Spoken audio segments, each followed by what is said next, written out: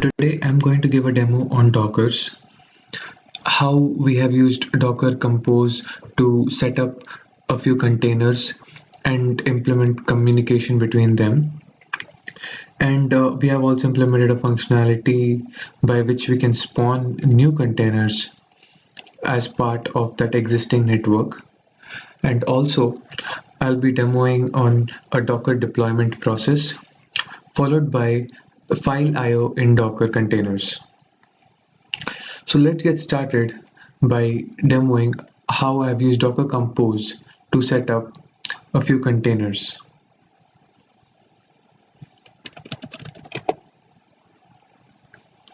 So currently we are in my repository and I have a Docker Compose.yaml file. So in this YAML file, I specify which containers I want to create and on which ports do I want to map it to on my local host. So I'm creating my app container. I'm also creating a container which will run my proxy server, and I'm creating another container which will run my Redis server. So the way we do this is we run docker compose up, and it starts building the whole thing for us.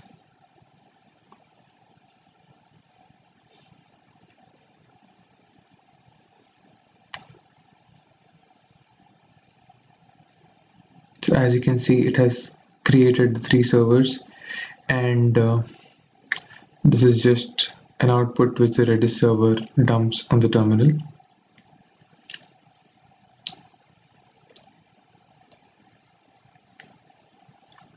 And now we also get the info that our app is running, and so is our proxy. So what we can do right now is, if we look into our Docker Compose file, we see that a proxy is mapped to port 5001. So if we go to our web browser and we open port 5001 on our local host, we should see our apps page opening.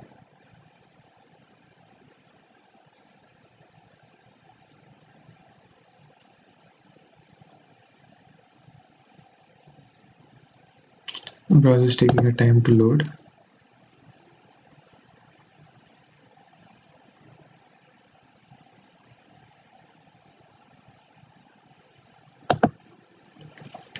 So if we open localhost 5001, we should see hello message and along with the IP address of our current container.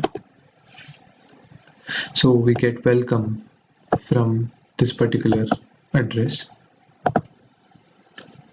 As our app is integrated along with the Redis server, so as we had done in the previous homework, it has all the functionalities of setting certain key value pairs. So if we just set a key of name and a value beneath, it says that key will self-destruct in 10 seconds, and we can get that name too. If we use a get route, we get beneath. And now I would like to show you how I've implemented the spawn functionality. So for this, there needs to run an infrastructure.js file on our local host.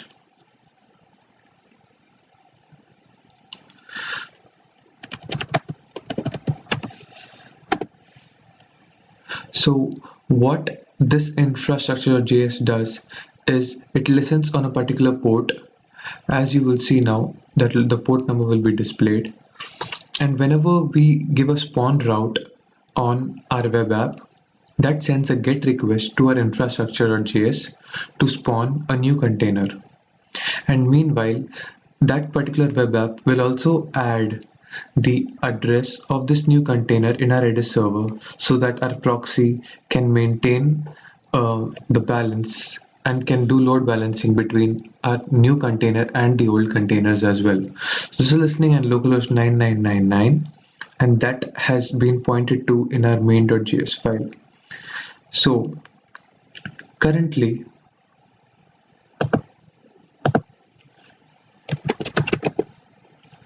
let us view the running Docker containers. So as you can see, we have 4 containers running. One is for the local registry, one is a Redis server container, and one is the proxy, and one is our main app. So once we do the spawn, we would notice that another container pops up in this area. So as you can see, these all have been run 3 minutes ago, and the registry has started almost an hour ago. So let's run the spawn command.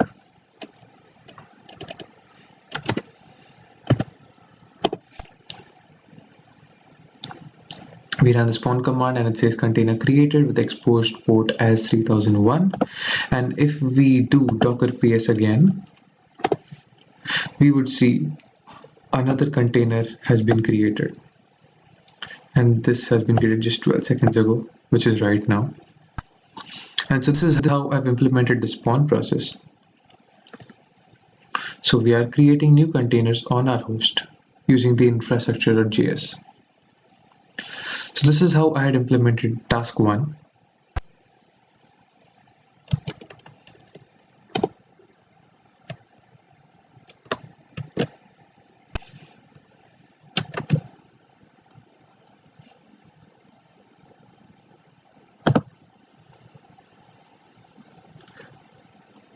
Now let's move on to task 2.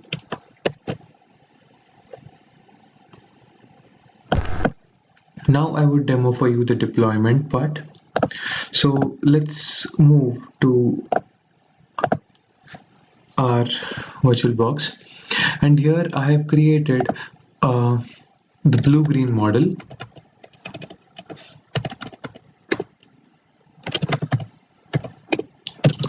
So if you see in the deploy folder, we have the blue repository and the green repository, and I've initiated a bare repository in these two places. And what I have done in our main repository, I have added these two as the remote repository. So if we do git remote v, we can see the blue green have been added. So let's make a small change in readme file.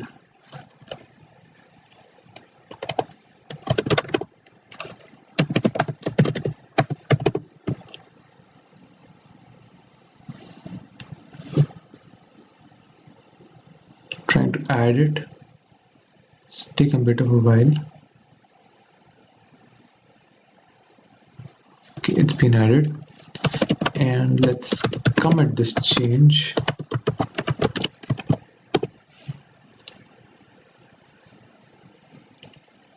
Now, what I would like to show is before doing the push, I would like to show that we have implemented a post receive hook.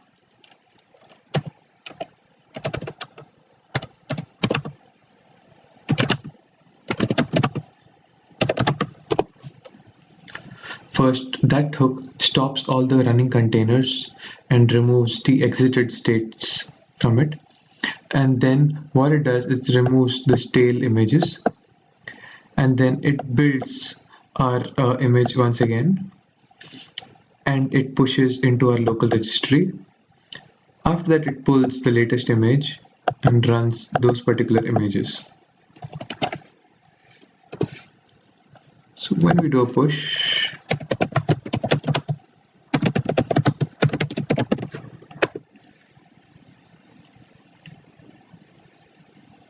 we see that the build has started. It is running the post receive hook right now. Currently, it's just trying to build our web app. So this takes a bit of a while as the containers are being built from scratch all over again. So I'll pause the video right here and resume it when the push has been completed. And again, when we visit our local host on the proxy port, we would still see that the server is still running. So it has pulled the latest image and is running on that particular image.